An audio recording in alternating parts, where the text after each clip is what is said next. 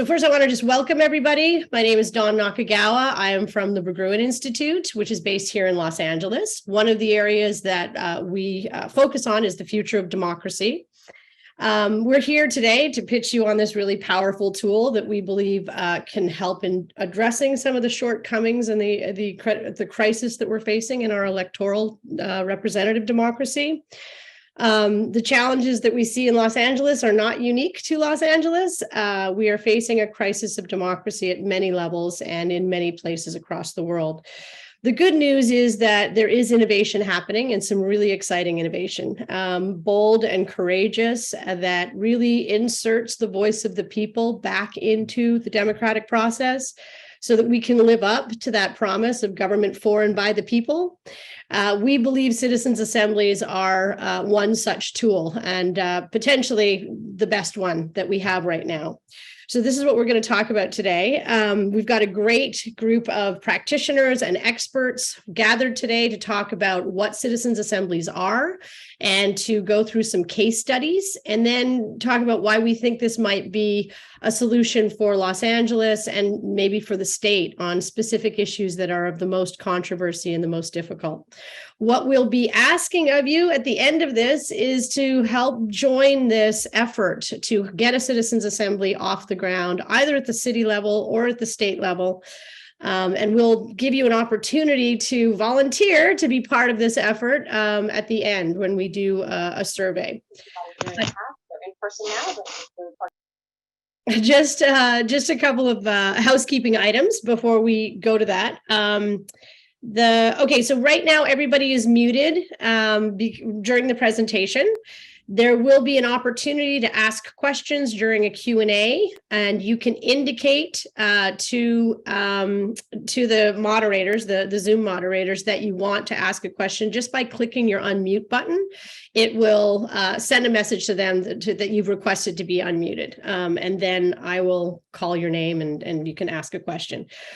With that said, we highly suggest you actually use the chat. There will probably be questions that occur to you or come up during the presentation, and so it would be a good idea to put them in the chat. What we will try to do is aggregate those questions because most likely there will be questions that a lot of people have that are very similar, and we'll try to go over those during our Q&A period. Let me see. Yeah, please make sure your name is, and I can't see, my view right now doesn't allow me to see whether the names are, I think the names are okay, right? They're coming through. Yes, we've got people's names. Okay.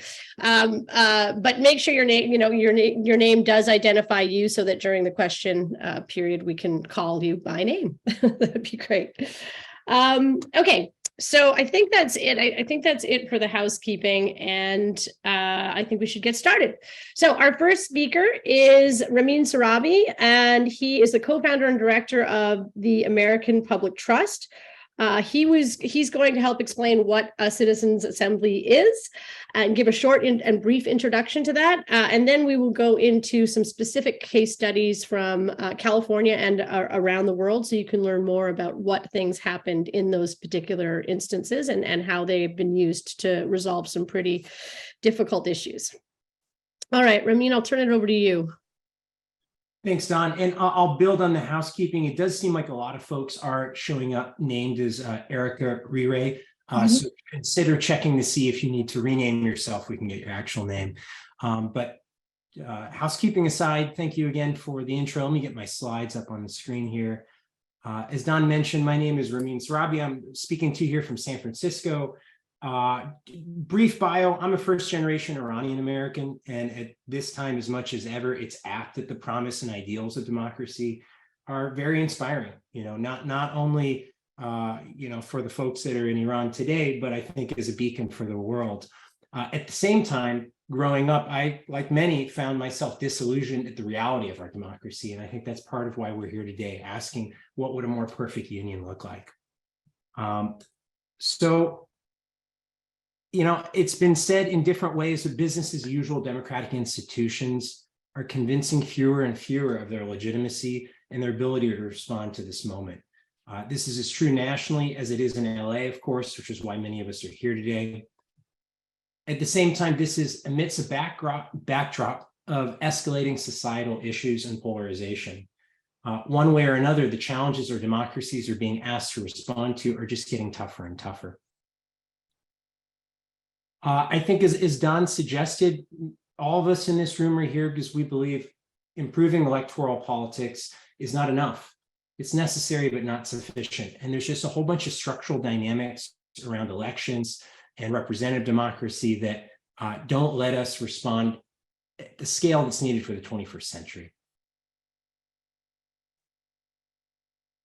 Fortunately, again, a new paradigm of democracy, we could say, is emerging or re-emerging that can meet these challenges head on. And in fact, the roots of these practices go back to the wisdom of antiquity. Socrates is quoted roughly as saying that democracy by elections leads to oligarchy, and a truer democracy is one supported by lotteries, and the sortition process we'll share more here.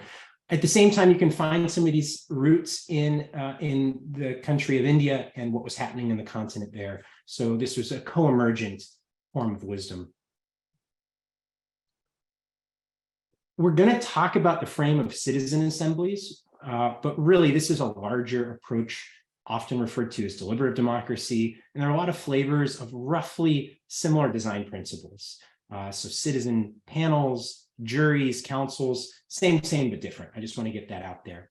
And if you took away one thing about these approaches in general, it's that they can depolarize and resolve otherwise stuck issues in electoral politics.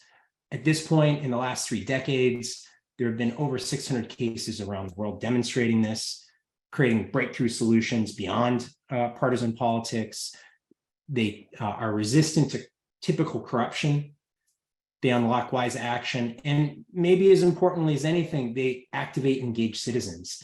It's an invitation into a new culture of citizenship that's much more active instead of the passive deference of all of our decision-making rights.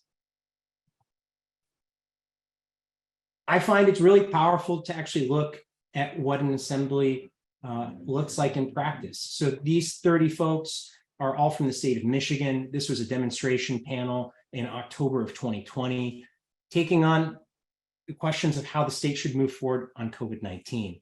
Again, as divisive as an issue as we could imagine in the context of an extremely divisive time. October 2020 was right before the elections.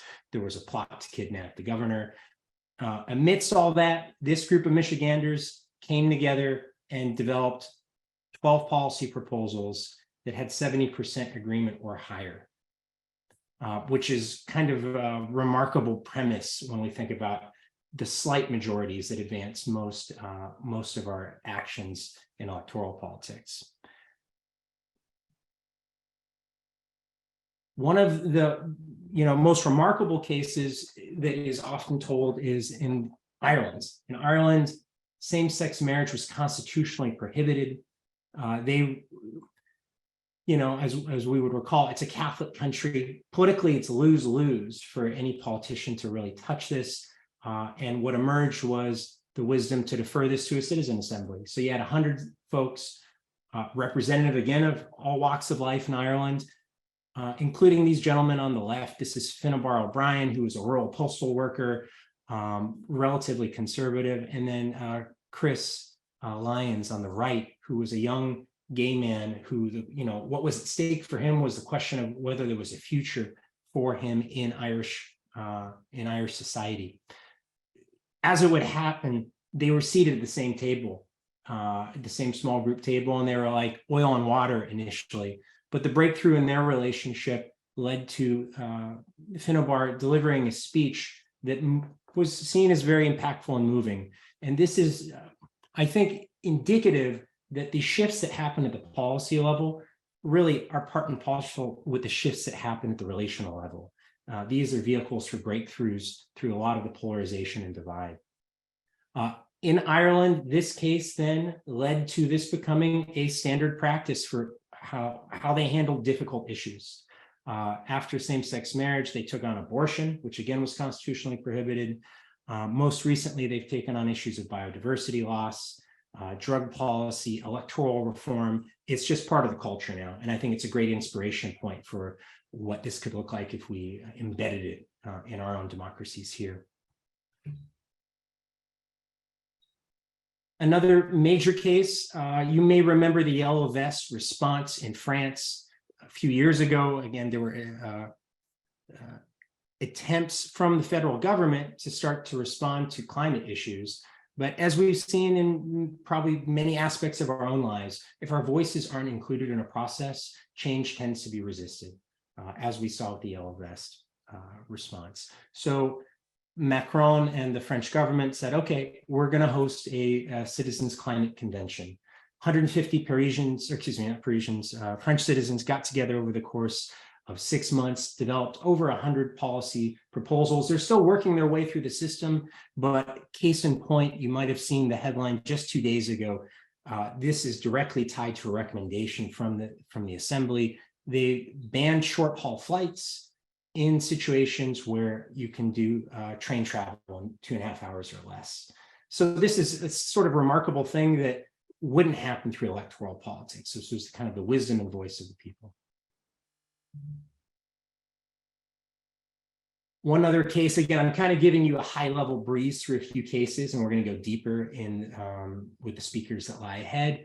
In Austria, they have actually, again, institutionalized this in a way that the community members, if 1,000 of them sign a petition, the state will spool up one of these in response. You can think of it as a pop-up citizen think tank, grappling with, again, the trickiest issues. If we go back a few years ago, we all remember the Syrian refugee crisis and the questions of how to respond. Maybe this helps us recognize that while there's a technical dimension to most issues, at the root of them, there's values-based trade-offs. And too often our electoral politics pits them as zero sum, when in fact we can find ways forward that honor the spectrum of values from progressive to conservative. And refugee issues were a great embodiment of that. You had concerns about preserving the character of the community, and then you had values around fairness and caring that said, hey, these are folks in need. And in practice, when they were able to put it all on the table, they found a way forward that said, we want to be a community that builds as many lifeboats metaphorically as possible. They're literal words. And the request back to government was to play a role in coordinating civil society actors, in coordinating the volunteer response. So these are the 20 folks from this part of Austria that were part of that process. Okay, so that's some anecdotal stories. If we're going to look at the recipe, the design principles behind these processes, it's really 3 things. One, folks are selected, as we've said, by democratic lottery, as opposed to elections or appointments.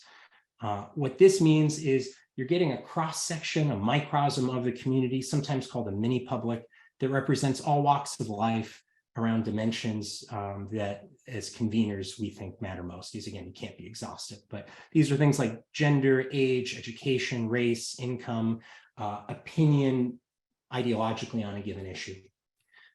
They're given good conditions for collaborative problem solving as opposed to adversarial problem solving. This is time and access to experts on all sides of the issue. And then they make their recommendations typically by supermajority. 70% agreement or greater. So this is transformative common ground that lets us move forward beyond typical win-lose politics. I'm going to end with just a few quotes from people that have been part of these processes. What does it feel like as a citizen in these spaces? This is from a gentleman that was part of a panel this last summer in California. He left feeling that working in a healthy community was a reachable goal, energized by possibilities instead of feeling defeated by competing needs. In fact, as he says here, it was not a zero-sum game, and it's exciting to imagine city or municipal leadership that works through this sort of model. This is what the originators of democracy had intended it felt like for this woman, Deb. It was an honor to learn about her community through the process, the ideas everybody holds, and to create new solutions together. So I think I've gone over my time, so I'm going to breeze through here. There's a host of benefits. Takeaway is we believe citizen assemblies can upgrade democracy, and we have a unique moment in LA and in California. Thank you for your time, and I will pass it back to Don and the rest of the speakers.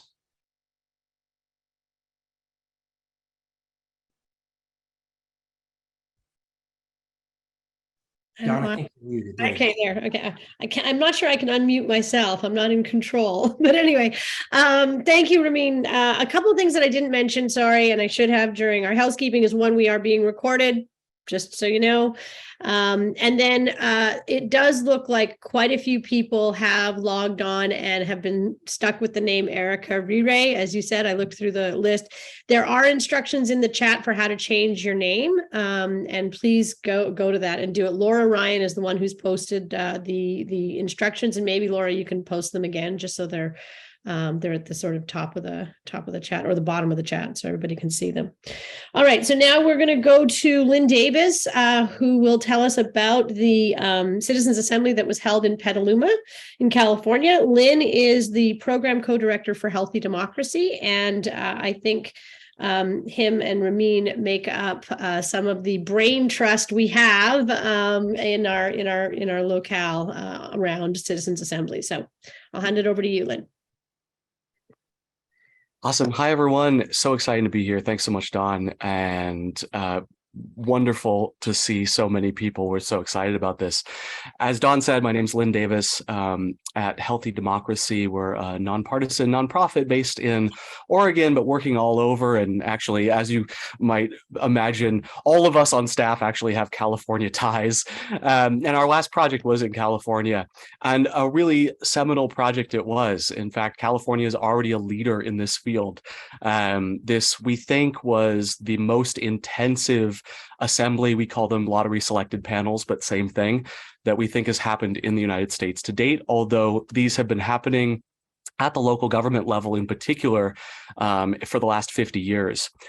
I'm going to talk through some of the nuts and bolts of this, and just as a little bit of background, we're starting off with kind of a very standard kind of introductory process. This is a single issue, single location, one-time project, and it's often a way that these kind of things get off the ground. We'll get into some of the more creative kind of applications of these kind of processes in a few moments. A little background: Petaluma is, as you may know, up in wine country. It's a city of about 60,000 folks. Traditionally, ag. A lot of ag history, although a great amount of population growth in the last few decades. It's not ag related.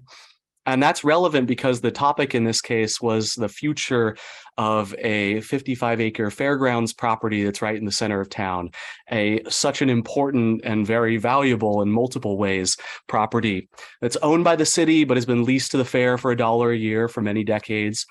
And that current 50-year lease is expiring a year from now. Now, this process started about a year ago when the city manager saw a presentation at a conference, and we've been working since then.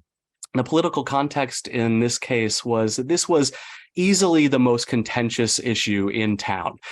Seemingly every single person we talked to on the street or in organizations felt they were a stakeholder. But the political atmosphere was also characterized by two kind of poles of political power that were in a way sucking oxygen out of the rest of the room. And there actually were relatively few people in the general community part of this being part of this decision to that point. On the one hand, there's the fair organization that generally speaking wanted the status quo and wanted to negotiate an agreement privately with the city. There was also a campaign group associated with the fair, Save the Fairgrounds group, and signs all over town to that effect. The city is sort of the other big entity here, and the city certainly isn't unified, but is a pole of power, very much so, and is the property owner after all. The views on council at the time appeared to range from sympathy for the fair to proposals to level it all and replace it with some kind of park. So this situation, suffice it to say, was stuck and highly volatile, aka the perfect recipe for a lottery selected panel. As I mentioned, these are often the kind of situations that these kind of processes come into first. Now, they can be used for a wide variety of projects at all stages of the planning process, permanent and ad hoc in different places in government. But this is often the first place because it's a lose-lose kind of situation for politicians in this case. It's just a very difficult and sticky issue for staff. And so this was a key intervention point. I'm going to walk through some of the elements of this process using kind of our core values behind these processes in general. The first one being inclusivity. As Rahmin mentioned, the democratic lottery is the first sort of essential transformative reform involved in these processes. And that means, as a standard, proactive recruitment, in this case, a mailing to 10,000 randomly selected residential addresses across the city, and a promise of radical accessibility. A stipend equivalent to $20 an hour. There's about over $2,000 for the whole project per panelist. Panelists in this context, by the way, is what we call folks who are participating, because they're not just participants; they are on the dais in our mind. Also, sort of personal assistance throughout the process. And as a reminder, one of the key points here is to involve the vast majority of our communities who are not currently involved in any way in the political process, except perhaps voting every once in a while. And that means that if, as in one of our recent processes, 90% of the panel are folks who have never been involved before, that means there need to be a lot involved in making the space comfortable for everyone. That includes simultaneous interpretation and other language services. Let's talk about representation. In this case, after the mailing, folks responded to the mailing, and of those responses, there was a public lottery event. Now, there is an element of self-selection there. Of course, we can't force people like jury service, but because of the sort of active invitation, the offer of payment, and the other elements, the very, very low barrier to entry to get into the process, we see a lot of new folks signing up. But there is a sort of secondary process. So folks respond, and then there's a lottery selection event, where a random but also representative process done by an open source algorithm creates a panel out of those responses. And importantly, it guarantees representation across a number of demographic factors. And that's a very, very important difference than virtually everything we see in our democracy today.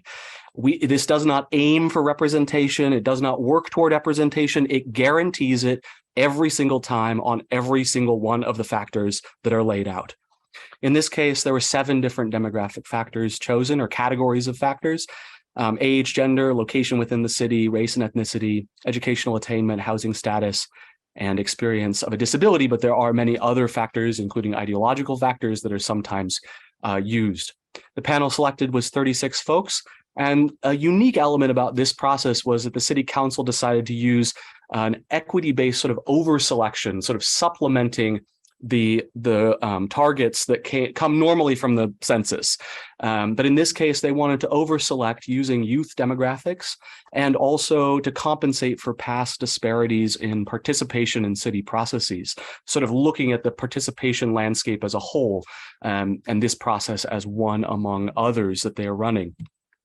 Here's what that looked like in practice, and I can't stay here for long, but at the link at the end of the presentation, on the Petaluma project page at the very bottom, there's a demographic profile that you can look if you want more detail of how this sort of filters out across a whole project.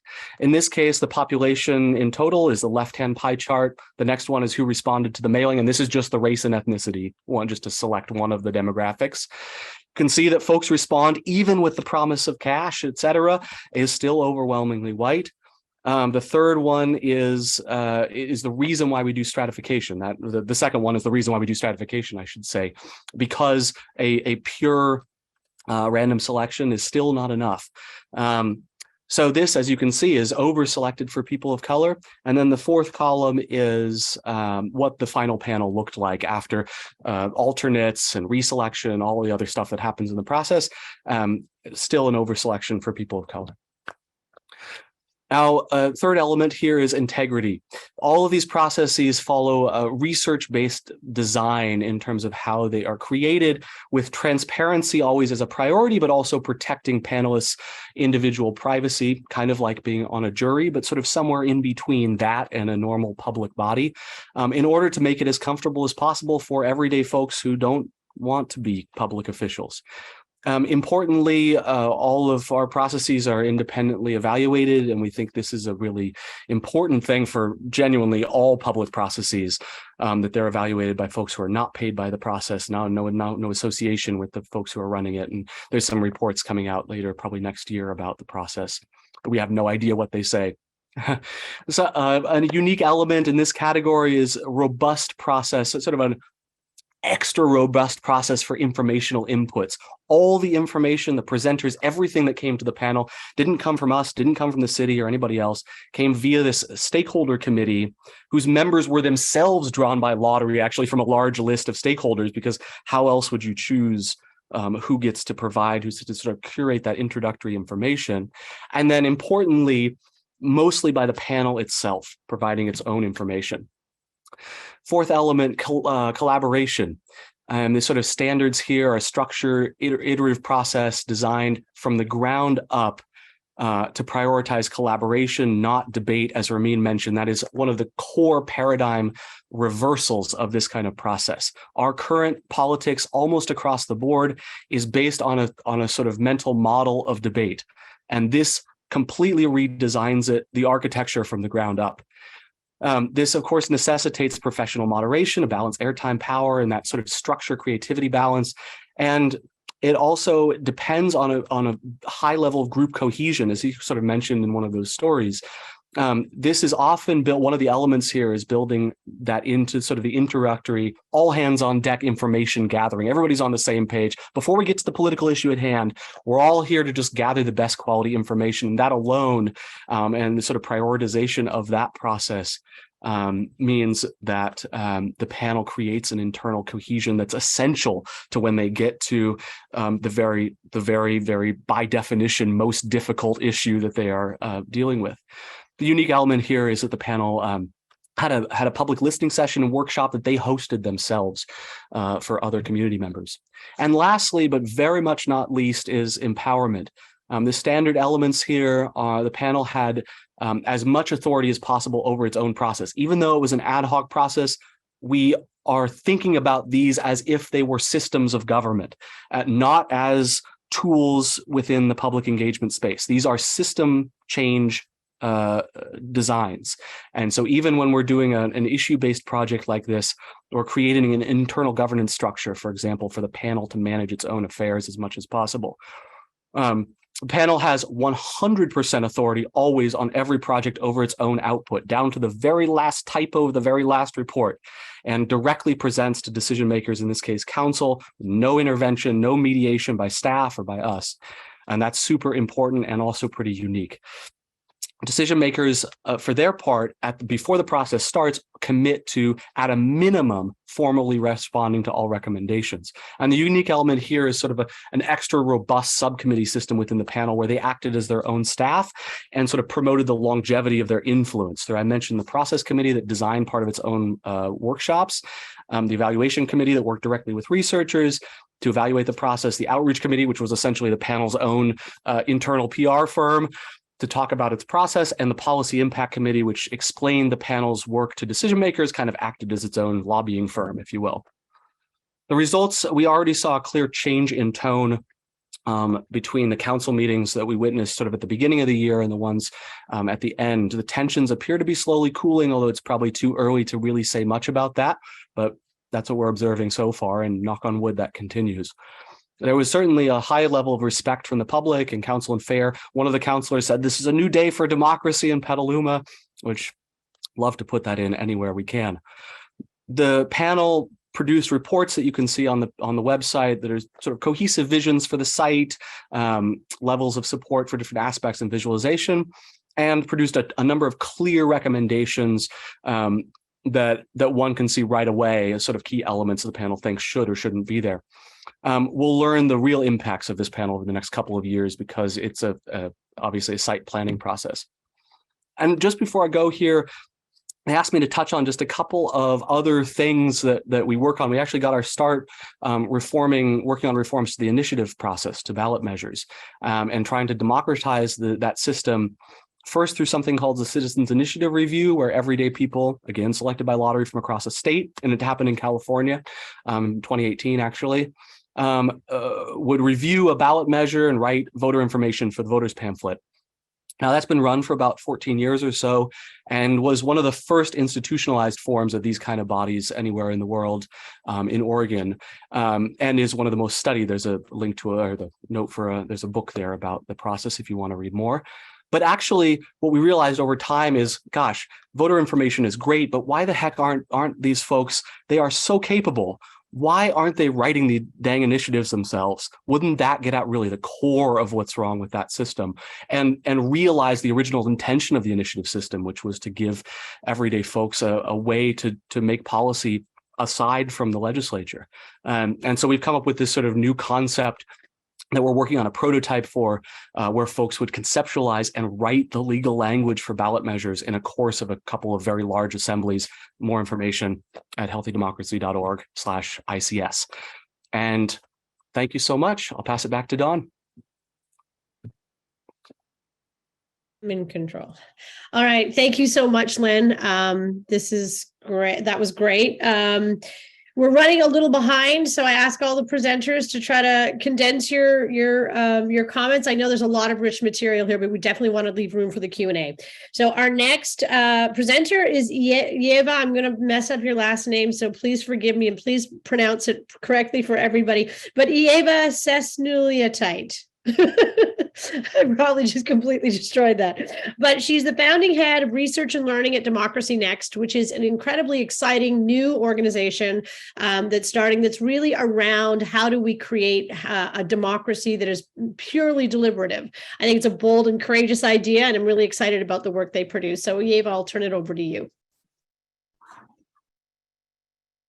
Hello, everyone. Can you hear me? Yes. Yes, fantastic. Let me just try to full screen my slides.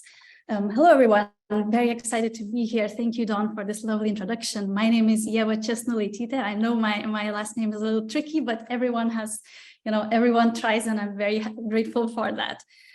So as Dawn mentioned, I'm from DemocracyNext, and I'm really excited to tell you about what's next for these citizens' assemblies that you've just learned about. So before DemocracyNext, me and my colleague Claudia Schwales, who founded DemocracyNext together with me, we worked at the OECD, which is the Organization of Economic Cooperation and Development, where we gathered the data of citizens' assemblies that happened all around the world, and we were able to find close to 600 examples of these processes in different parts of the world. And so we analyzed all of this data, and we found the different trends that happened there, the different benefits these processes had, and also developed good practice principles for running deliberative processes, as well as evaluation guidelines for these processes. And finally, as one of the latest trends, we've noticed that there have been many ways that governments across the world have started in making these processes a more permanent way. They take public decisions because they saw that ad hoc processes, they're great, but also their impact is limited to the one time that they happen. And so a very short insight into some of the data that we gathered, we actually found that in the past couple of decades, the deliberative wave has been really growing. And actually there's no data for 2022 here, but we see that there's even more assemblies ran over the past year, especially on climate. We also found that these processes took place in many different countries, and we have some data for the US. So 20 processes at the point of the data collection. And very importantly, we also found these processes happen on different levels of governance. So most of them on the local level, but also regional, state, national, federal, and even international. And they have also happened on a variety of different policy issues. So citizens are actually able to deliberate and tackle very complex and very technical issues too. So ranging from urban planning, health, environment, public services, technology, and more. So as I've mentioned, some of the latest trends are actually around institutionalization. How can we make use of these processes on an ongoing basis and give citizens a continuous voice in public decision-making and actually transfer some power to them? So that it all comes to building these new democratic institutions. And we found 8 different ways that these processes have been institutionalized and made permanent across the world. So one of them actually is combining deliberative democracy and direct democracy. So the Citizens Initiative Review example that Linn Davis has just introduced. There's also in some places, like in Austria, in the state of Vorarlberg, citizens can gather signatures to initiate a citizens' assembly to take place. In some places, there is a requirement to conduct public deliberation according to when certain issues are tackled. But some of the most exciting ones that I find extremely interesting is combining a permanent citizens' assembly with one-off citizens' panels. And an example of such a way of making deliberation permanent is a Paris Citizens Assembly.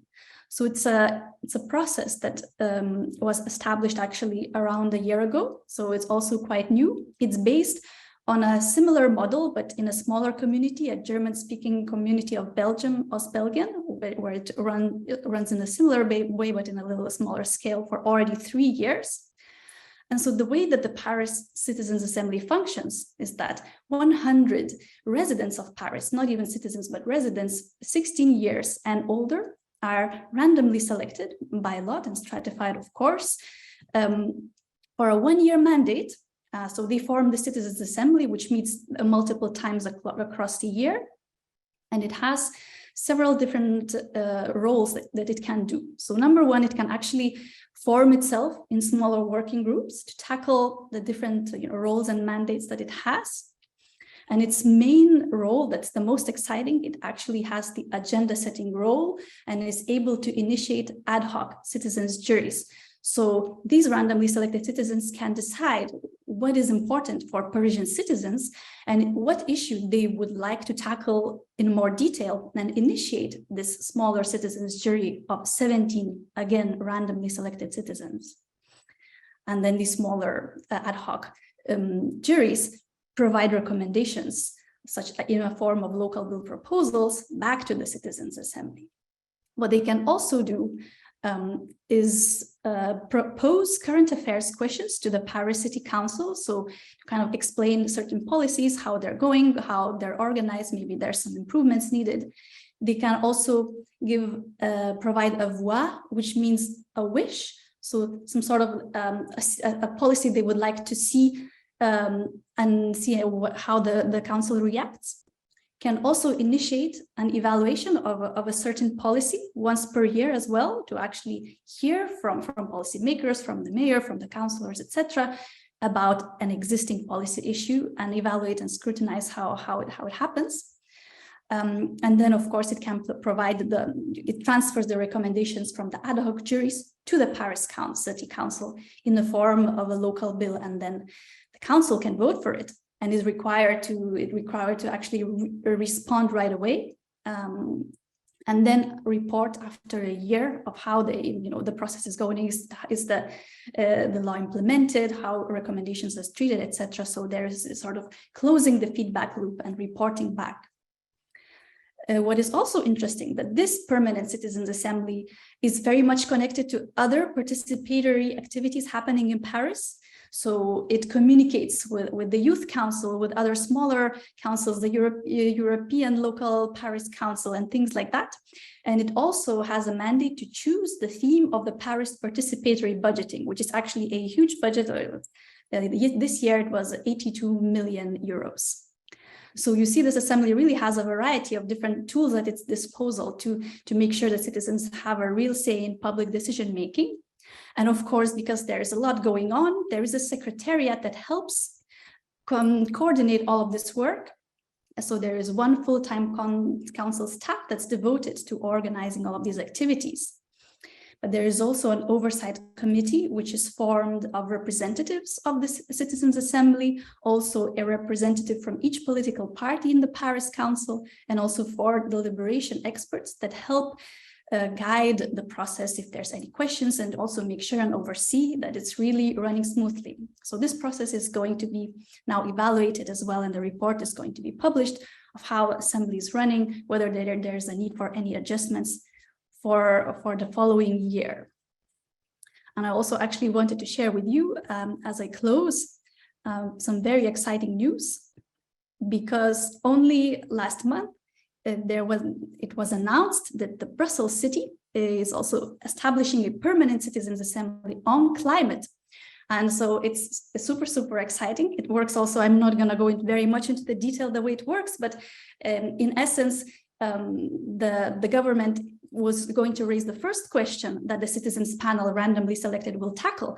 But then a part of these people that were randomly selected to deliberate will have the mandate to set the question for the next panel that's going to be initiated, and then the next and the next. So in a way, this process is going to be launched where these consecutive assemblies are going to happen to discuss climate issues, and recommendations will go to the Brussels City administration, government, and the Scientific Committee on Climate. So with this exciting news, I'll close, and very happy to be here and answer any questions that might arise. Thank you. Hold on. Okay. Somebody keeps doing it for me. All right. Thank you so much, Ieva. That was really exciting. And it is, I think, hopefully it's coming clear that this is not to be, deliberative democracy is not to be confused with direct democracy. A lot of times people who are not familiar conflate those two, but they're actually quite different and they can be complementary to each other. Direct democracy usually refers to referendum. And in some of our design processes, citizens' assemblies are a complement to that or precede them in some way. But it's not the same thing. So hopefully this explanation is, and these examples are making that clear. Our next speaker is Tomás González. He is the founder of Tribu, and Tomás is going to tell us about a deliberative process that took place in Latin America. So I'll hand it over to Tomás. Thank you very much.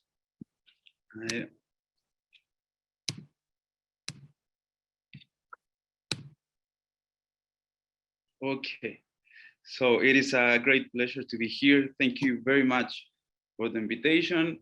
The focus of this very short talk will be on sharing with you what we did in Chile, because I think that you should strive for something even beyond that. No? So the first and key message of my presentation is an invitation to you, a call to you, to be bold, to be ambitious on the design, because I think on that ambition is the realize the chances for these mechanisms to go beyond one exercise, but really to be institutionalized into democracy. No? So here in Chile in 2021, we ran a project called D400, or in Spanish, Las y los 400, which is actually the first nationwide deliberative democracy process with random selection done in Latin America, now in the national level.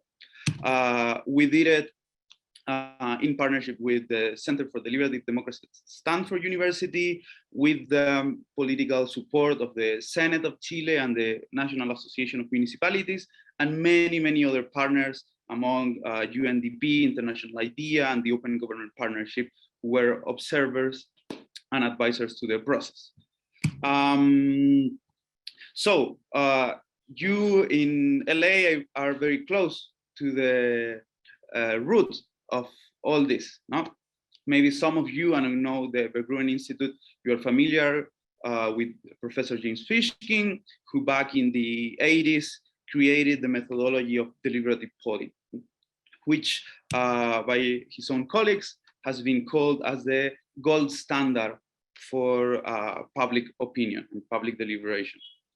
I say that because I think it's very important that you take advantage of being so close and you can collaborate with them.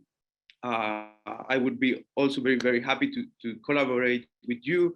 But Professor James Fishkin is also one of the inspirations for everything that's been going on the last decade in Ireland. The methodology throughout the last 30 years has been used more than 100 times all around the world, in the local level, national level, and supranational level. with many success. So this is the methodology that we used for our project. The methodology can be adapted with different focuses. For example, with the creation of proposals by the people. Our focus was different, and I'm going to explain that later. And because this is such a short presentation, and I just want to focus on 3 key elements. The first thing is who take part in this. And here my invitation is not only to use random selection, but to strive for the highest standard on representation possible. For example, we gathered a statistically representative sample of 514 people from all across the country. The margin of error of the results was below 5%. We had a proportion of women of 51% and very good distribution on ages and other variables. How did we do this? So it was done during COVID time, so it was very challenging. As you can see, we sent letters, around 45,000 letters all around the country. You can see here in the envelope was the logo of the Senate and the other institutional partners, to show to the people that there was this political commitment behind. And the response was very good. And this is here you can see the distribution of houses in the country across the different regions. In blue, in dark blue, and in light blue, you can see the distribution of houses that were randomly allotted for our process. And here there was a key decision that I think you should also take into consideration, and is making the process of random selection a tool for involving the general population beyond those that will be taking part in the deliberation. As you could see, we had for more than a month in the news programs a display inviting the people to accept the invitation. We have spots on TV. We had partnership with all the TV stations, the newspapers, the radios. We had this interactive platform so people could check whether in their block there was a house selected for the process or not, etc. So this part is also very important. Is the possibility is to show everybody that every person has the possibility and the same possibility to be selected, to take part in this. And this is part of the social legitimacy that is behind.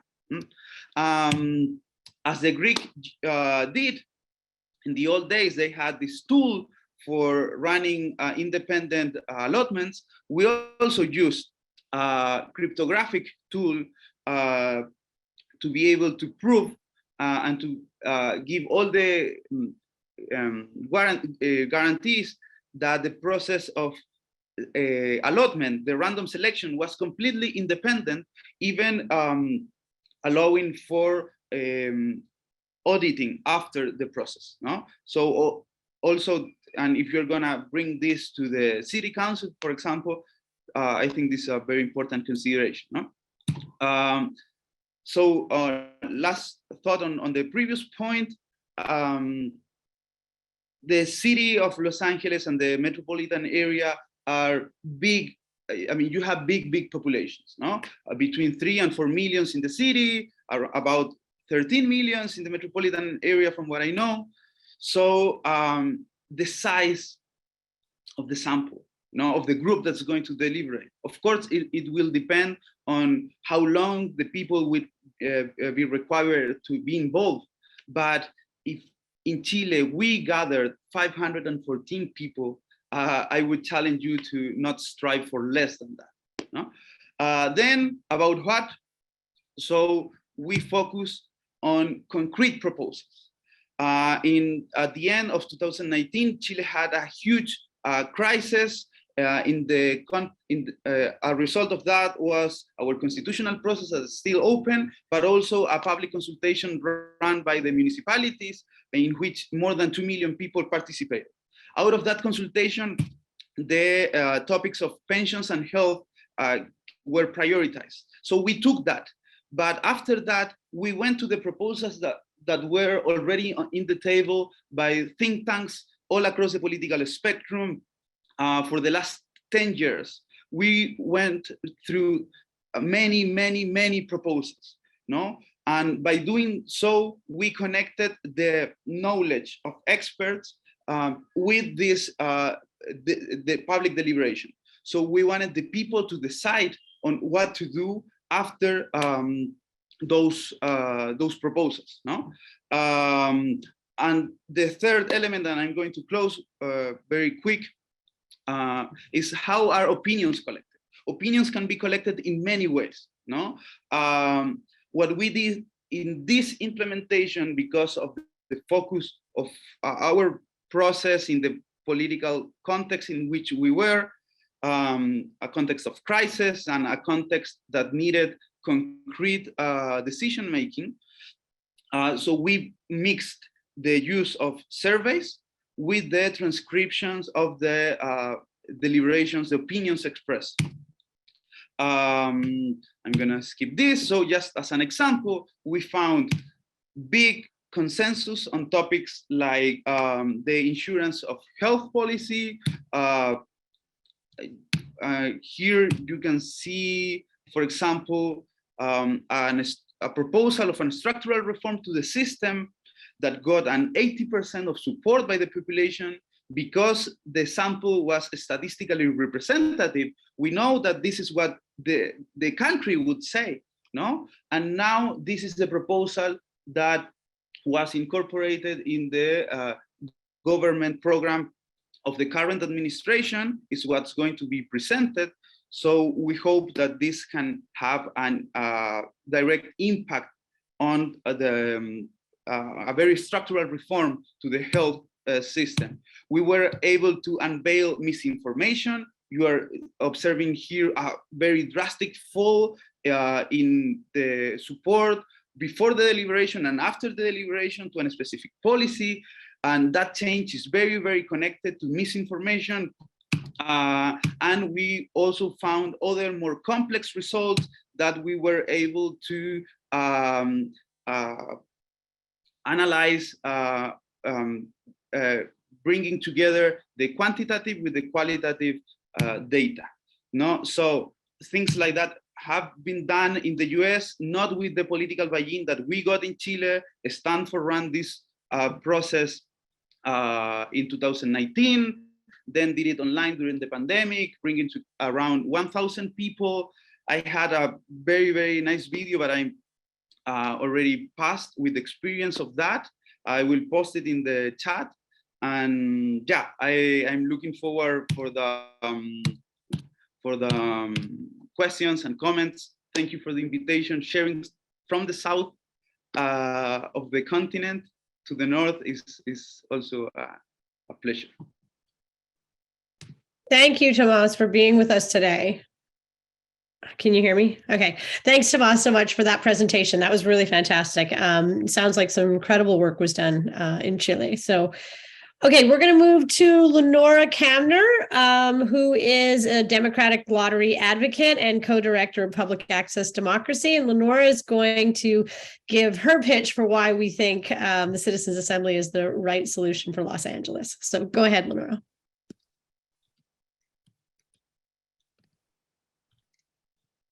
Thank you so much. So this presentation is about the lottery selection possibilities for Los Angeles. So just a little bit of background to think about Los Angeles. You know, imagine that you're an unhoused person here in LA. You know, that's an experience that a lot of people are facing right now. And you go from service provider to service provider, and you call through every affordable housing list you can find, but there's still no luck.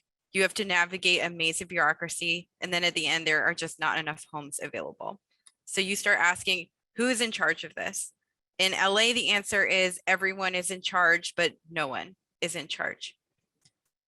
Even the one agency that is supposed to oversee our response to homelessness doesn't have the ability to change the policies causing the crisis. And the Los Angeles Homeless Services Authority, LAHSA, has lost 2 directors in the past 3 years. And to quote former director Heidi Marston, who's pictured here, LAHSA was not given control over regulatory or policy decisions. Service providers remain underfunded, and dedicated frontline employees of nonprofit organizations and government entities are hamstrung by rules, red tape, and bureaucracy. Our democracy is in crisis here because our systems of government and participation are not working. I've been a volunteer in housing policy, and then I became the first staff member at Abundant Housing LA. We're a pro-housing advocacy organization. So I've been working to address the policy problems that are contributing to the housing and homelessness crisis. But it's clear to me now that even though most experts know the best policy solutions, there are systematic governance problems that prevent most of these solutions from being implemented. For example, experts and professionals calculate that Los Angeles has a large deficit of homes, especially affordable homes. But when the agency in charge of this calculation, SCAG, the Southern California Association of Governments, many people have never heard of it, when they actually set that number. And when they set that number, they actually ignore their own experts' advice. And this is a board of local electeds, they're pictured here, most of whom own their own homes. They're incredibly unrepresentative of most of the people in this region, and they have no real experience with the problems facing most people. And so even though they're not facing that urgency, they don't have personal experience with that, they're setting goals around housing, and they're setting goals that make their political lives easier and that helps them get elected in the future. And that makes the very problem they're supposed to be solving worse. Instead, if we had an impartial representative board, like a lottery selected board, that would go a long way to solving this problem. And that's what I'm going to talk more about. We have to start acknowledging that the problems here are not going to get better until we have a functional system of government and people in decision-making capacity who are capable of making these hard decisions. It's not just a matter of electing better people. I think that many people who run for office are great people with inspiring visions. And I think I see some of those people in the chat who are participating right now that they've had very inspiring visions for LA. And there's a lot of commitment to ethics and the greater good among candidates. But I think, we have to acknowledge this larger problem that power is corrupting. And it corrupts even people with the best intentions. And on top of that, the truth is most people probably don't have great intentions to begin with. So when we have a system of government that in order to get power and maintain power, it really depends on you, A, having to raise a lot of money to campaign, B, having the connections and networks to get party endorsements, and C, controlling who else gets elected, then it's no surprise that we have a lot of people in office who are using their power for their own careers instead of the greater good. It's kind of like built in just to even succeed and continue in this process. So I've been doing a lot of political canvassing. I've been going door to door to voters. And what people tell me is that they just have no idea who to vote for. There are so many elections on the ballot, and it takes a lot of time and research to really understand all the issues and to understand all the viewpoints out there. So people that I'm hearing from, they're mostly relying on, for example, what was the last advertisement that they saw? How many mailers did they get? What did their political club endorse? So, I think that's what we're facing, is like something that's very controlled by money, because it's not realistic for voters. They're disempowered by this process. So no wonder there's so much corruption in LA. So just some, I think it's famous at this point, but just to go over some recent examples, former council member Mitch Englander was sentenced to federal prison last year for obstructing a corruption probe, or I think it was 2 years ago. Former council member Jose Huizar was indicted on bribery and other federal charges for favoring developers. Former council member Mark Ridley Thomas stepped aside after being charged with facilitating public contracts to the University of Southern California in exchange for favors. Although, of course, both Ridley Thomas and Huizar have pleaded not guilty and denied wrongdoing. And then, of course, there's the recent scandal involving the remarks made to undermine the redistricting process, and like the racist remarks that were made by former council president Nuri Martinez and other council members. So, you know, of course, it's not like we could expect to replace the government with a lottery system overnight. And I think like some people are having a discussion about that in the chat. But there are important areas where we could start implementing lottery selection to address Los Angeles's challenges. So here are some four ideas for areas where we could implement them today. So one, I mean, there's a lot of discussion about charter reform because of these very challenging issues that we're having in LA around corruption and broken processes. So I think charter reform is a really exciting idea. And I appreciate everyone who's joined, who's involved with that effort. I think we should see if there's a possibility of having lottery selection for that. And let me talk about that more on the next slide. I also want to talk about neighborhood councils. Thanks to those who brought that up in the chat as well. Redistricting commission, and finally, community input. So for charter reform, as the previous charter reform effort shows, that getting the composition of the commission right is so important for a successful process.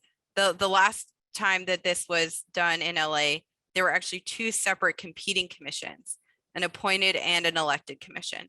But people who are appointed need to have insider connections, and people who are elected need to be able to get endorsements and raise money. So it's still not accessible for the average person who doesn't make it their career. A paid charter reform commission selected by lot, on the other hand, would be more representative and independent than previous commissions. Neighborhood councils, thanks to those who brought that up in the chat. So neighborhood councils are intended to serve as the neighborhood's voice, but instead, I think we're seeing them serve as another layer of bureaucracy, which is dominated by particular viewpoints. Neighborhood councils have furthered, you know, some of them have unfortunately furthered the NIMBY not in my backyard problem, you know, which is kind of this collective action tragedy of the commons situation where, you know, we need more housing, we need more affordable housing, but, you know, every neighborhood says, okay, well, it should be somewhere else. So then you don't get enough of it in most places. Neighborhood councils could, on the other hand, really serve as the voice of their community if they had true representation and they were really accessible to the regular person through lottery selection, which would be like a statistically valid cross-section of that community. And also the next idea is redistricting commission. So in the wake of the recent LA City Council scandal, where the council members tried to undermine the work of the redistricting commission, there's work currently to reform the commission. Under the current system laid out in the city charter, city elected officials appoint members to the redistricting panel who can essentially act as their proxies. And the council then has final say over approving the maps. An independent commission, you know, why people believe in it is that it would take that power away from the council, with the district maps being adopted by the panel and filed with a city elections official. But if we could do a lottery selection for the commission, that would really maximize its independence and its ability to make impartial decisions about redistricting. Finally, community input. Community input is a huge problem, you know, that we see at Abundant Housing in terms of, you know, when housing decisions get made. Community input is this idea that local governments are going to hear from the community and the neighborhoods before they make a decision on anything. And it's, it sounds like a very helpful idea, but I think in practice, we see so many issues with it. So according to research about community input, there are self-selection issues with this process that causes amplification of privilege. And according to research from BU, community input meeting participants are 25% more likely to be homeowners and are significantly older, maler, and whiter than their communities. And then on top of this, there's this other problem that people are more motivated to participate in these processes when they're in opposition to something. So then again, you don't get a fair representation of what the community actually believes. And so because of this, this community input practice has been causing problems. Like it's been contributing to these crises and problems by amplifying NIMBY not in my backyard voices that are blocking necessary affordable housing and advocating for the continuation of exclusionary policies. On the other hand, lottery selection would make community input more representative of communities and would allow deliberation of facts and information instead of people showing up with one particular viewpoint to just shout at community meetings. So, you know, so Linn talked about this a little bit with the Petaluma example, but, you know, I think it's so important what he said, that it's about getting away from this like debate, which I think for people who've been at some of these community input opportunities, like you've seen, it's like it turns into a shouting match. Like there's hate speech, there's violence, you know, getting away from that and something that's more centered on facts and collaboration and discussion and deliberation. You know, there's some examples of this being tried. You know, for example, I want to shout out to a great example from Toronto, the Toronto Planning Review Panel. And then next, there's a video showing some participants from the Petaluma project who can speak on what that process was like for them being a panelist and that transformative potential. Okay, so I'll stop sharing my screen now. Thank you. All right, thank you, Leonora. I think we're going to play a video. We're going to play a video that Leonora referred to. We're really crunched for time, so I'm going to ask, and we have asked the speakers if they can stay on past 11:30 to answer additional questions. So we'll play the video and then we'll go into the Q&A. If you have not done so yet and you're not the real Erica Re-Ray, please change your name. That'll help with your participation in the Q&A. If we could repost the instructions in the chat for how to change your name, that'd be super helpful because I'm seeing a lot of Erica Re-Rays on here. It's a bit of a glitch for the link that we sent out. We're not sure why it's happening, but Erica's cloned herself several dozen times now. So let's play the video and then we'll go into the Q&A.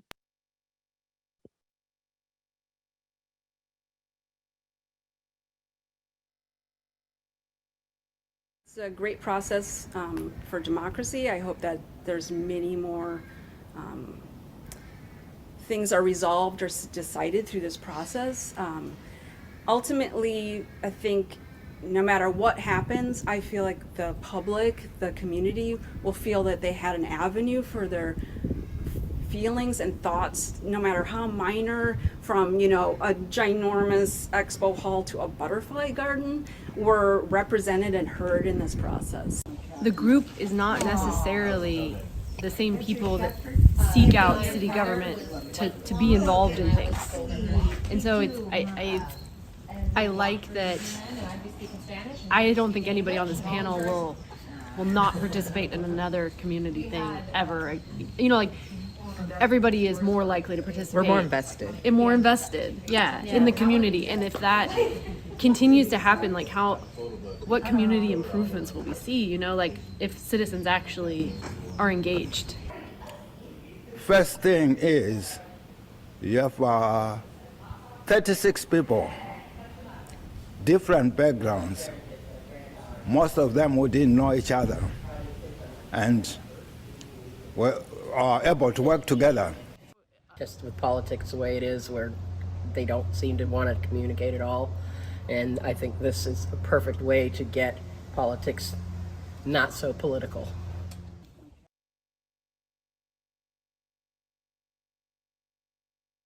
All right, great.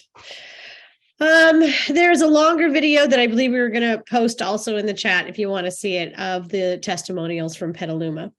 Okay, so we should open it up for Q&A. Maybe we can start. Supposedly, if you unmute yourself, it will indicate to the Zoom moderators that you would like to ask a question. But in the meantime, maybe, I don't know if Laura or some of the other folks have been watching to collect questions, and we can start there.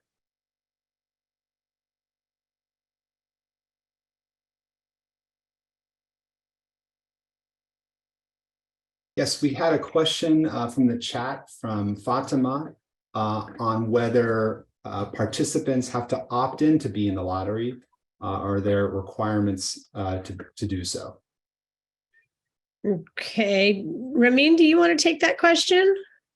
Sure, I can take that. Yeah, the typical best practice looks like sending out 10,000 invitations by mail to randomly selected addresses in the geography of interest.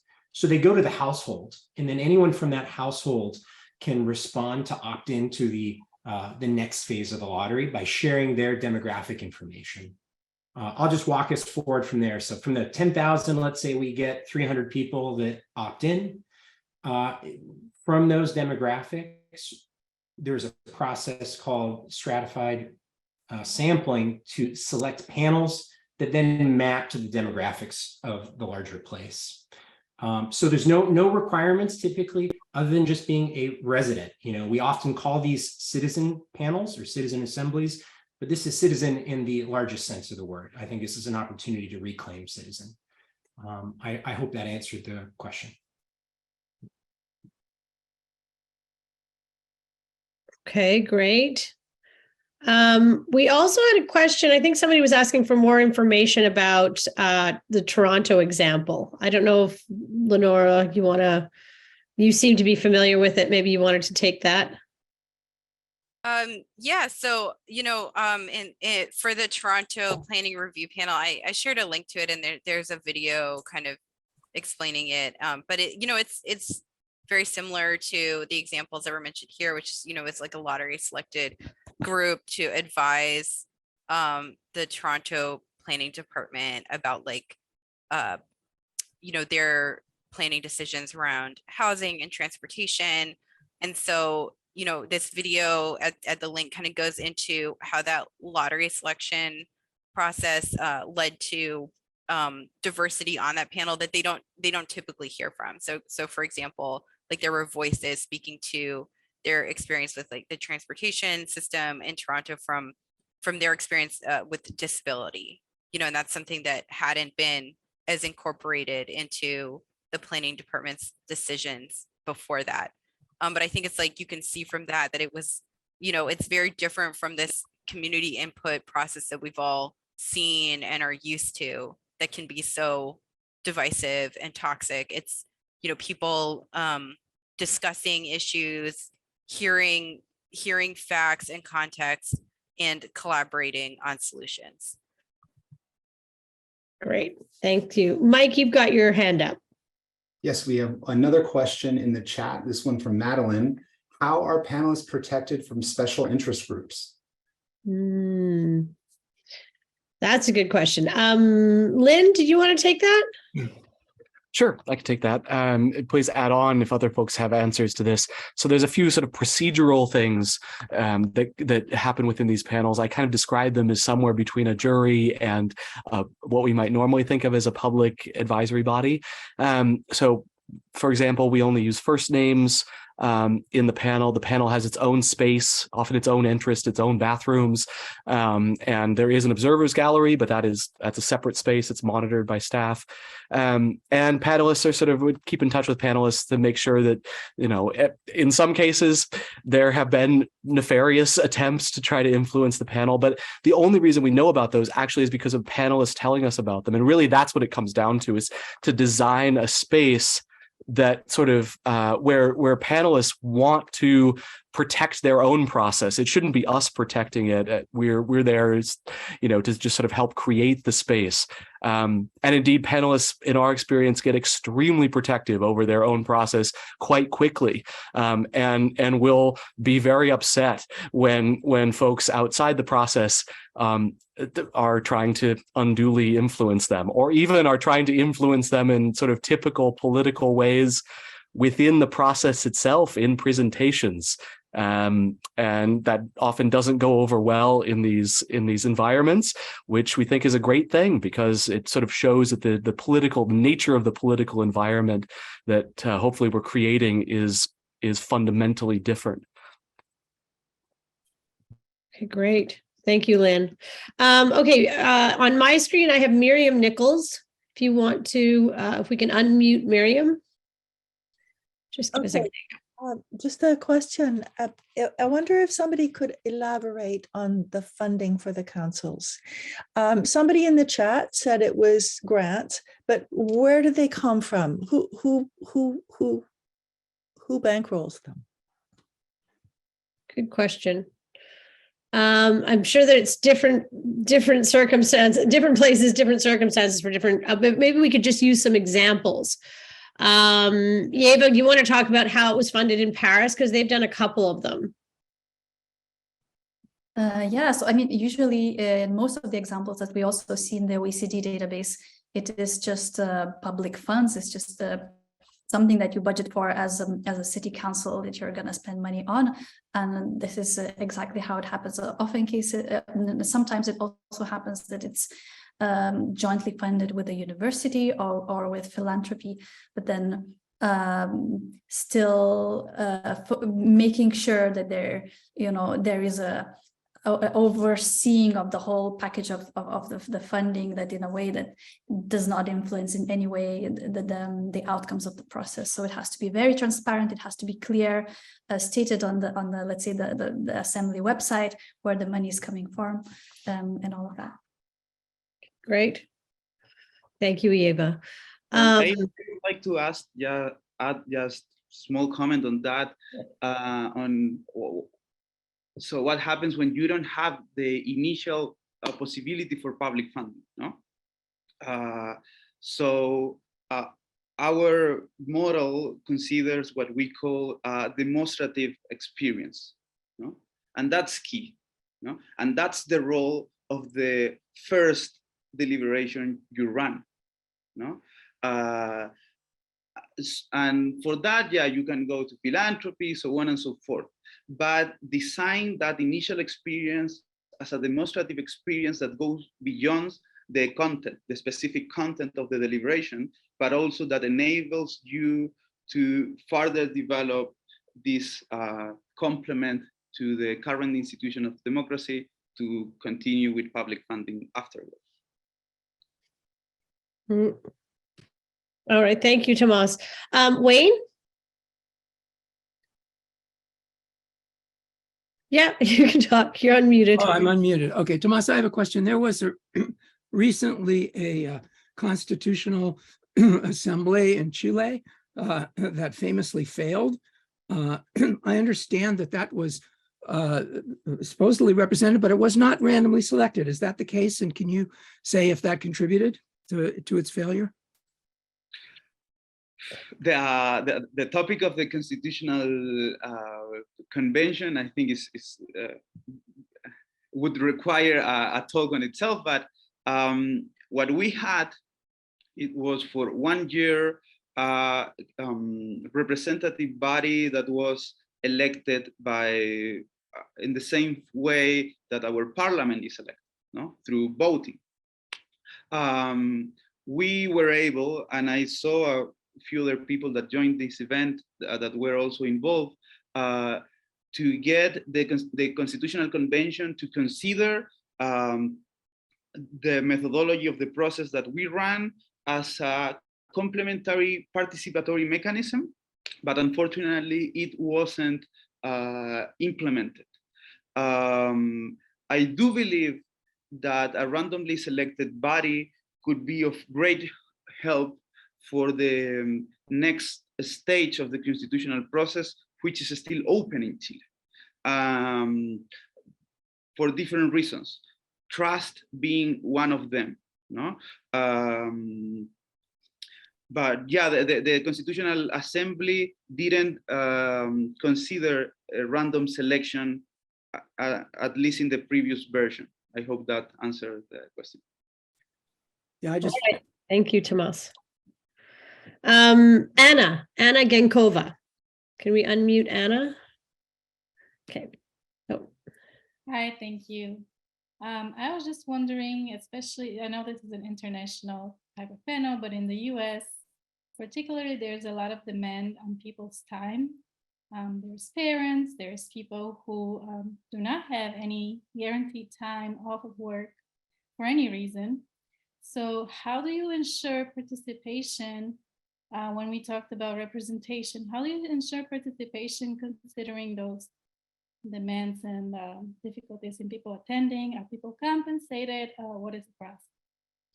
That's a very good question, Anna. And I think the advocates will tell you they have to go to great lengths to try to make it possible by providing resources and pay and all kinds of things to help people participate who are definitely time constrained and otherwise wouldn't be part of the process. But I'd love to hand it over to, I don't know, I'll open it to anybody who was on our panel to answer that. Is there anybody in particular who wants to tackle it?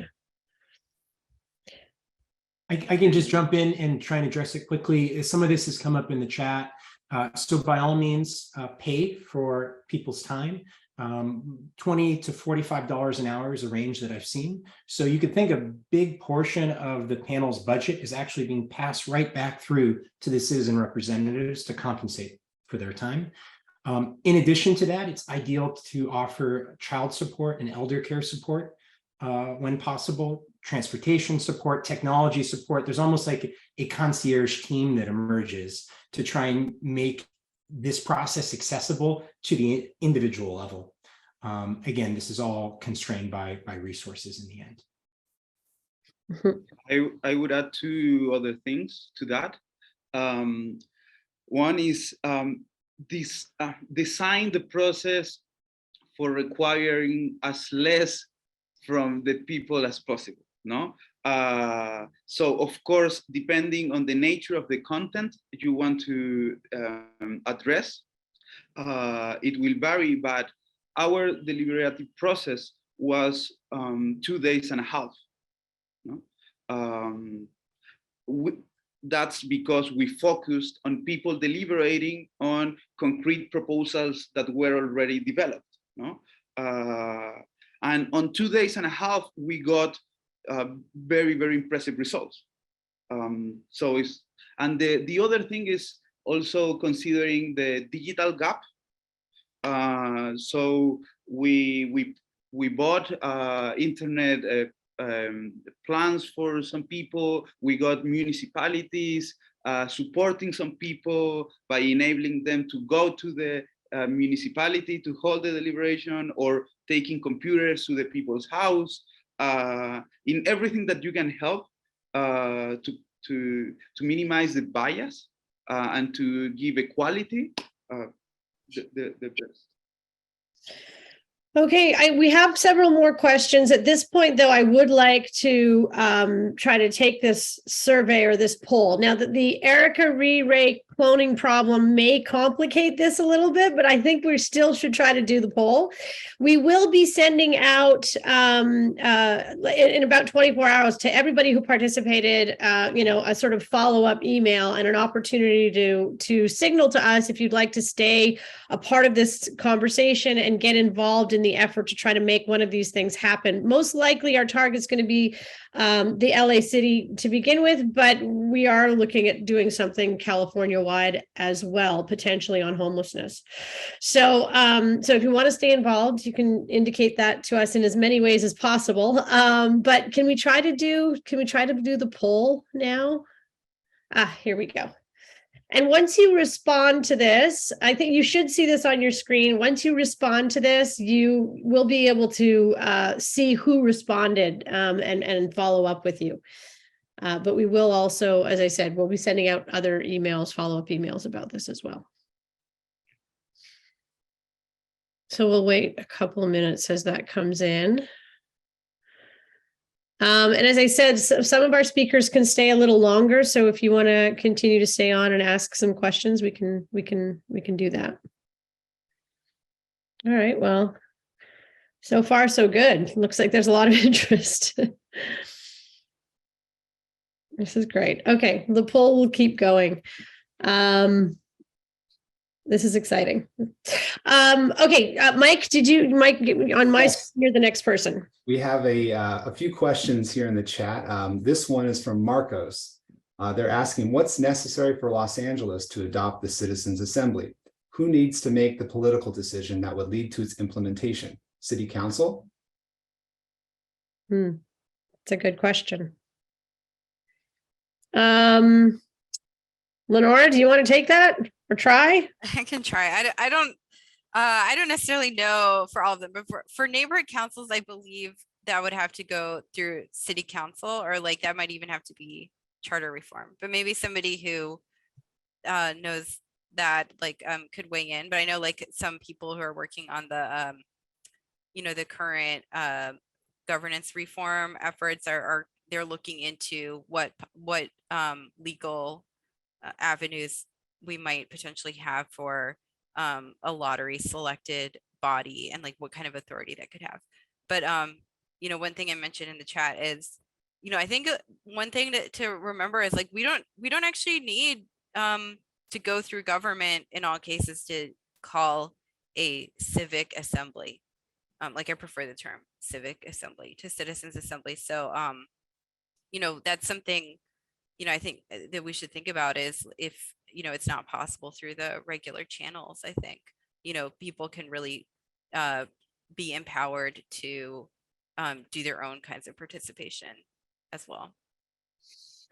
Yeah, I think in general with these processes, and it is different for different places, it can, they can be called by different advocates within the system, but what you do want most, what is important, I think, is that there's some sort of a government sponsor in the form of somebody who's looking to receive these recommendations, and hopefully a mandate that they must somehow respond or act on them, right? So it is a good idea that preferably it's wherever the seat of authority for that decision is being made. That's the advocates that looking for a citizens assembly or civic assembly input from participants and from the community to in which direction they should go.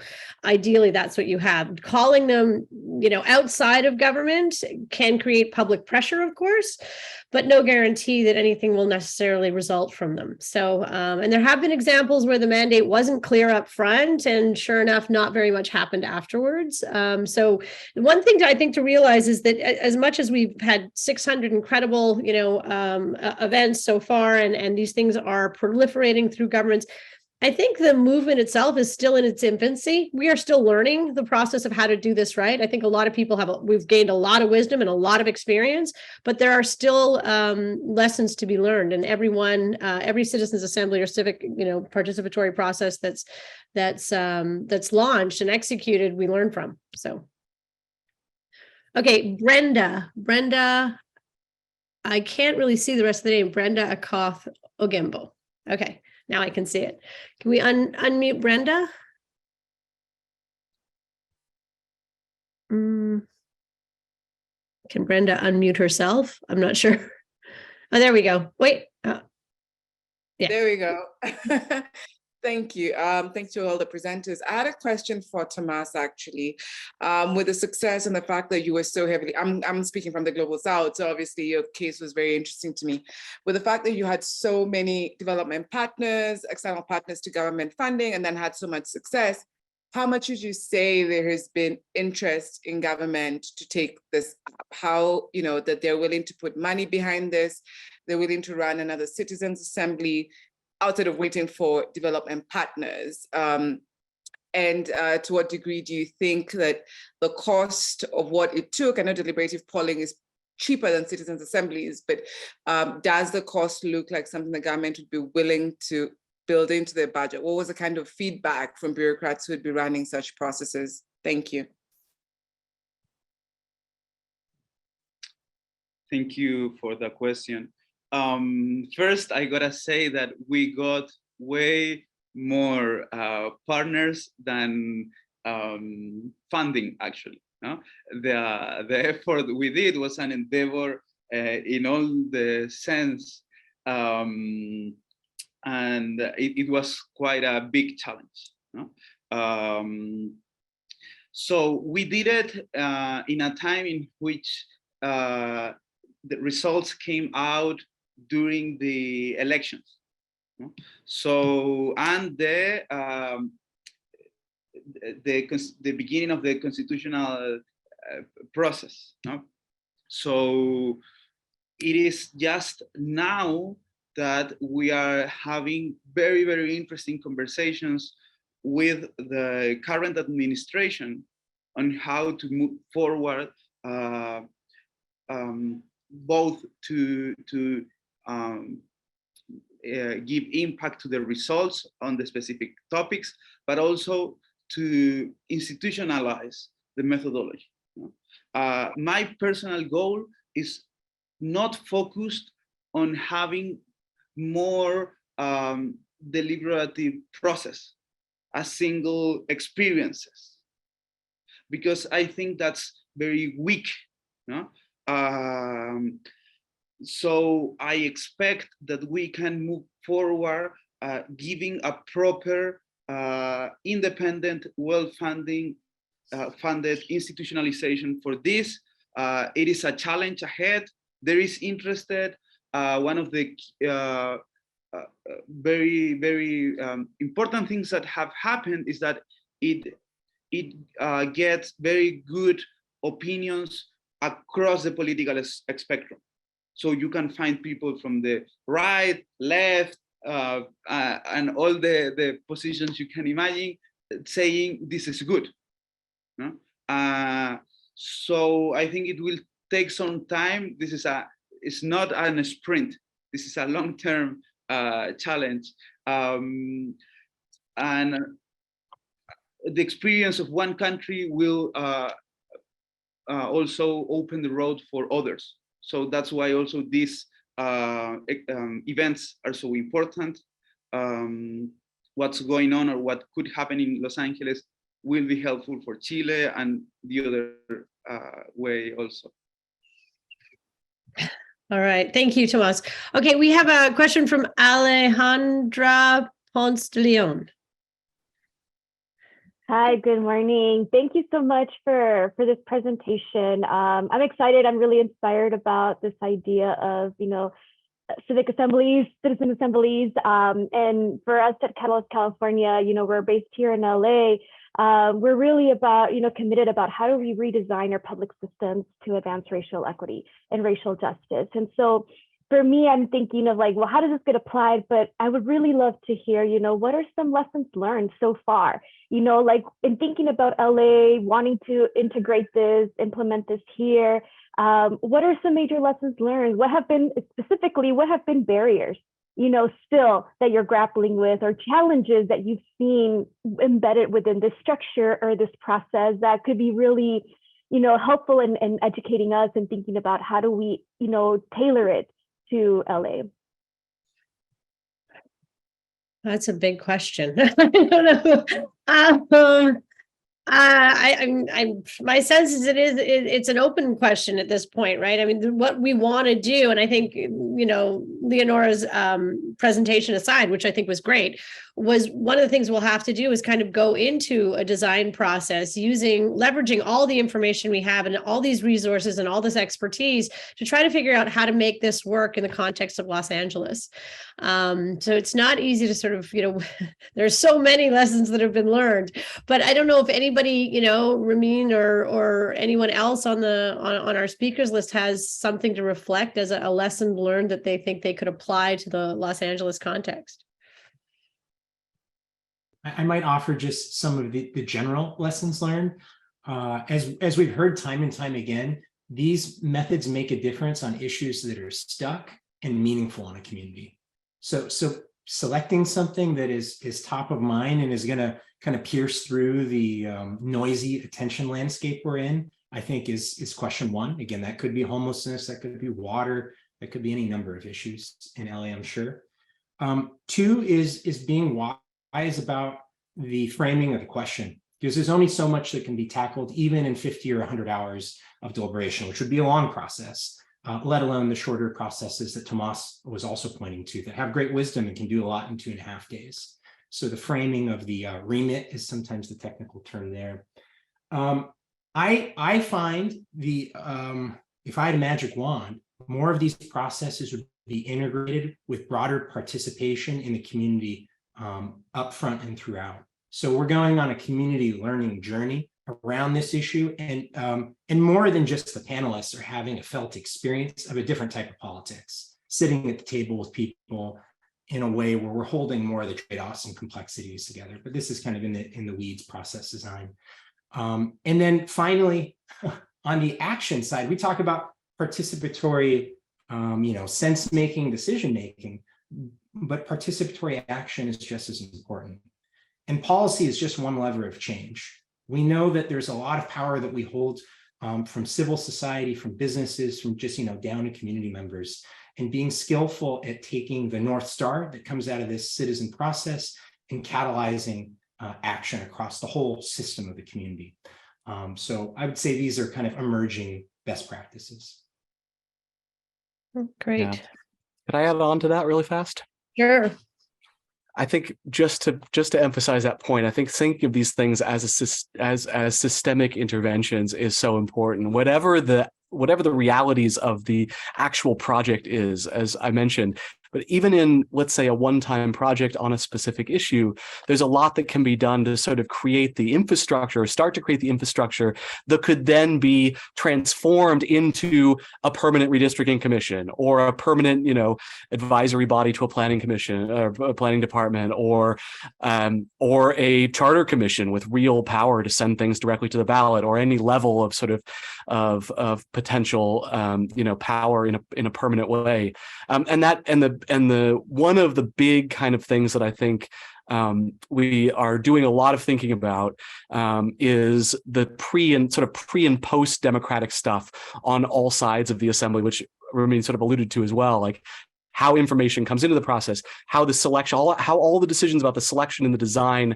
happen, and how those can all happen in a way that is up to the sort of democratic standards of the assembly itself. And likewise, how the assembly's results, how its recommendations or results can be sort of carried on by the assembly itself in new ways, paid for by the project itself, importantly, and not sort of left to a final report that might be at risk of sitting on a shelf.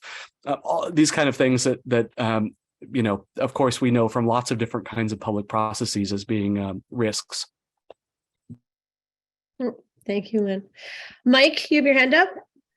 Yes, we have another question from the chat here. This one is from Maggie. Their question is, has the citizen assembly model been adapted for use with youth councils? Anybody know any of examples? Wayne? I'll only offer there is a organization. Wayne. Sorry, Wayne's. When you go to speak, yeah, please unmute. Go for it. Thank you. There. Okay.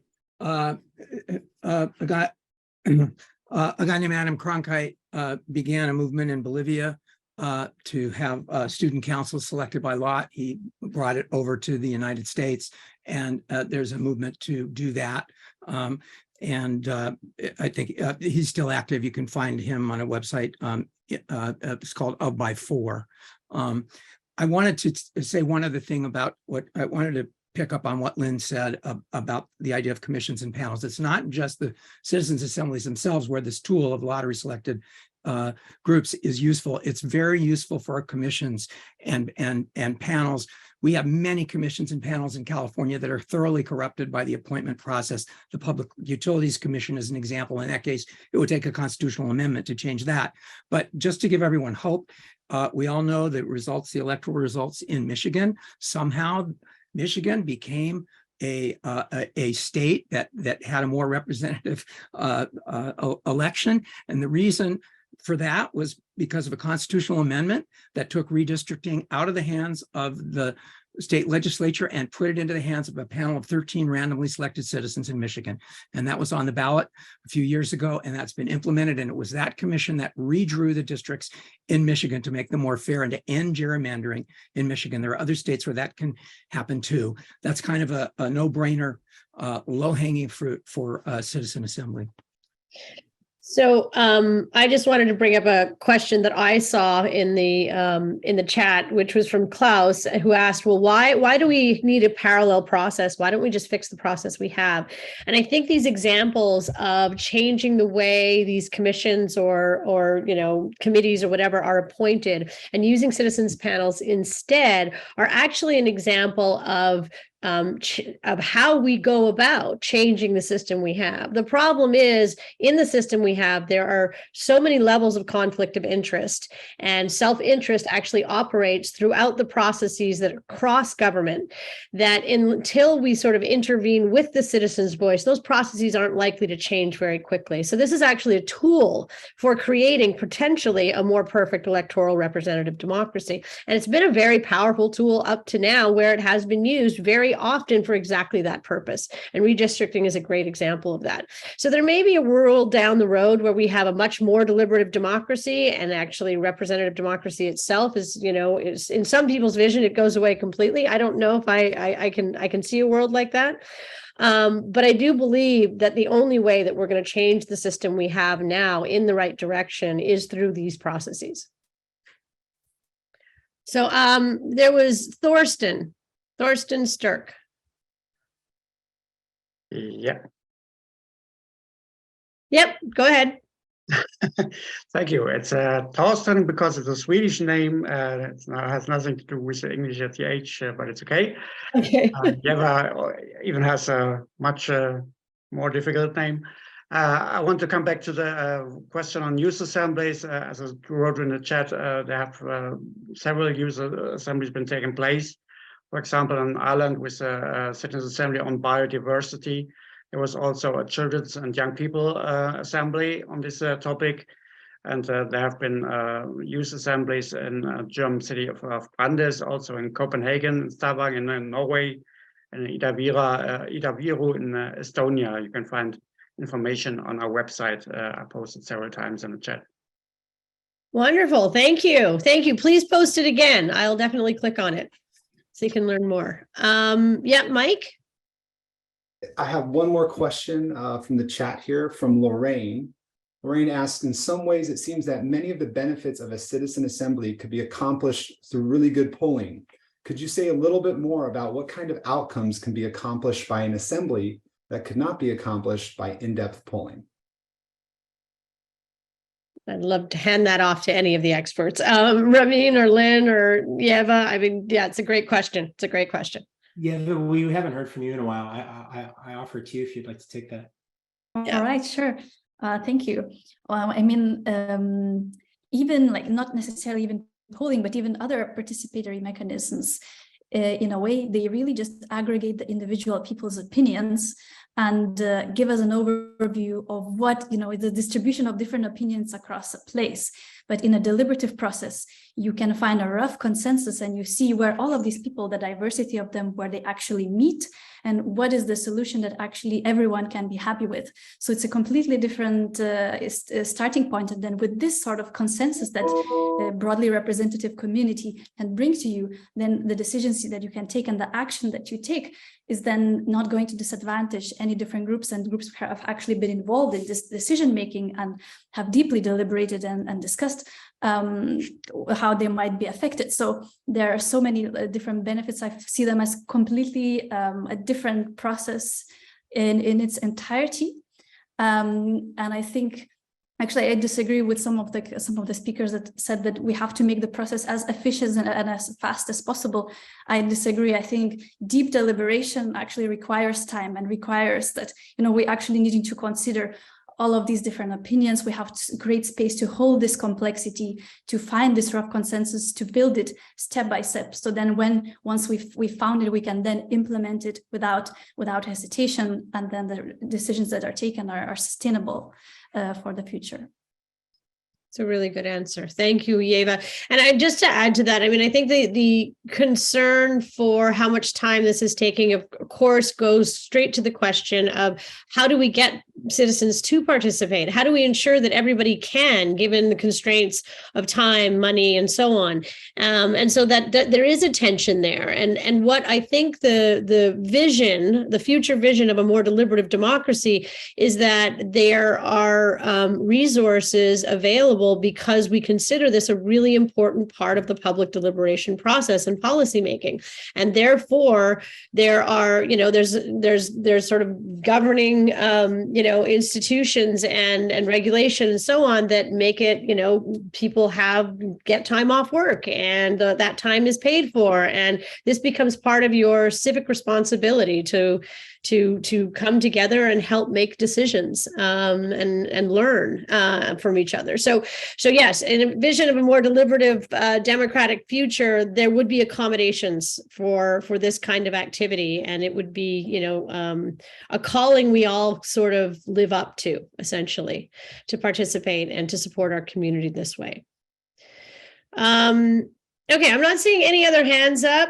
So maybe we've done it. Everybody's fully convinced and we're going to go forward, and this is it.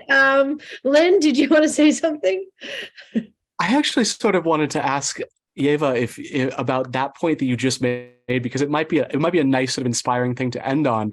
One of these really important processes that happened, that was the precursor to the Paris one, was in Belgium, as Ieva mentioned. And it's a small community of about 80,000 folks, I think. And this whole assembly process has been made permanent as a part of their government system there. And Ieva, I just wondered if you could say anything about, I feel like that's one of the first places where at least I'm really looking forward to seeing how this changes the very way that folks in a community think about governance and democracy. Because I think it's every so many years, every single adult in that community will have received an invitation, because it's relatively small and ongoing. I don't know, Ieva, if you wanted, anything to say about that. Yeah, thanks, Linn. Yes, indeed, it's a really exciting example, and it's already been happening for 3 years and inspired all of these other bigger cities like Paris to do something similar. And I was actually there at the end of September, and I had an opportunity to really speak with the members of this regional parliament. And also I asked them, how has this actually, did it have an impact on the way that they interact amongst themselves, on the political culture, actually, even. And I was really surprised also to hear that they told me that because there is this whole other actor, this assembly of citizens that are really non-partisan, and they don't really care about these partisan lines, they didn't really know how to interact with them. So they actually had to learn to communicate about the ideas and differently. And so this, in a way, they had to work together in between party lines to then collaborate with citizens. And this has also changed the way the representatives actually interact within amongst themselves. So I found this really inspiring in a way that then these more institutionalized processes create the opportunities for the political and social culture to change. And of course, beyond that, the fact that citizens at this point, almost, because it's a very small community, almost everyone knows someone who has actually already participated in such a process. Well, hopefully the trust in the community is increasing. We don't yet have the data on the evaluation on this, but I think the anecdotal evidence is quite clear that that's the case. So I think it's a beautiful example that's going to continue in the future, and they really do not even question whether it has to continue, because they know that it does. Oh, that's super exciting, Ieva. That's really exciting. I mean, we've talked a little bit about the transformative effect that it has on the people who participate, right? And if you aggregate that, then it becomes a transformation of your political culture, right? And less polarized and whatever. I hadn't thought of the effect on the policymakers themselves. That's actually a really, really exciting transformation. I think we need to get the politics out and the partisanship out of our democracy as much as possible, so that we can come to better decision making. It hasn't been helpful. It's certainly not helpful right now, the depth of polarization we're experiencing. So anyway, I want to thank everybody for participating and for being, starting this step on this journey with us. The poll results were really encouraging. A lot of people want to stay involved in this effort, so that's super exciting. And we will definitely be back in touch with you to tell you what our next steps are and to, get your help, your support, your ideas and your participation. So thank you again so much for being part of this and making this such an exciting event. We were much more successful than we thought we would be, given all the people that participated. So thank you so much. And thank you to the speakers and for the folks who put this together.